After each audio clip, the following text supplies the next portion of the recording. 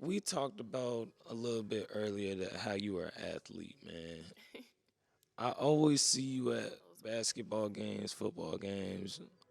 Just you be putting that shit on. I'm gonna talk that shit for you. You be putting that I shit have on on. shades right now if you can't see me because I'm trying to be cool. I'm cute. You be putting that shit on, man. So what does that have to do with your everyday life? Like just going to the sporting events? Because I see you at them pretty often.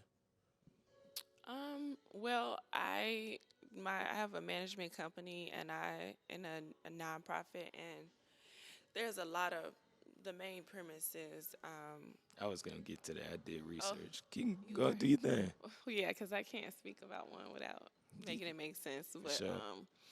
most of the programs align with closing the wealth gap for people of color Mm, in the U.S. and the family wealth gap, really. yeah. So I do have some programs that I've created, and one of them is a athletes in business program and an athlete to mogul program, and it's specifically for athletes and business and doing business management. I mean, I've managed officially and unofficially in since college. Mm, Um, a lot of my peers, kind of where do I spend my money? Where do I put my money? How do I grow my money? And so, like, just doing enough research over the last 10 years, I wanted to really make some type of intentional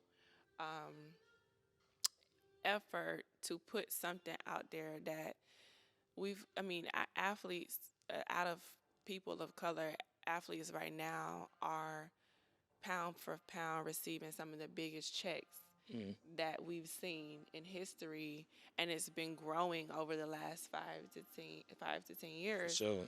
But we perpetually aren't getting any wealthier Mm, as a community, and even as the statistics of athletes of color are not getting like any generationally wealthier, mm, meaning that the money that an athlete is earning is still only for their lifetime, and maybe a few things for the kids that they have.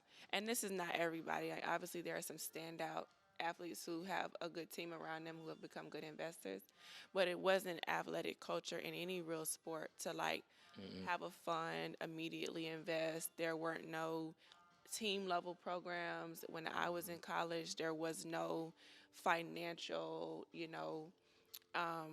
resources on, like, what do we do with your Pell Grant? What do you do with the money while you're in school to make money? What do you do when you move on to the pros?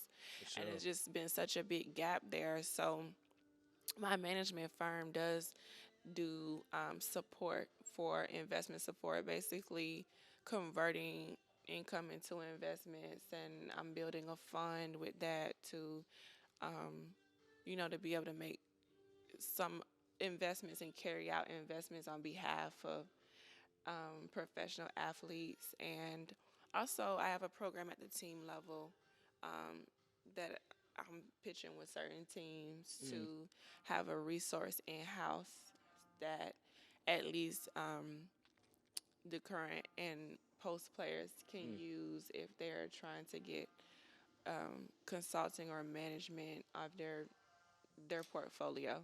Okay. So I am at a lot of games because I love basketball. I was a hooper before a runner.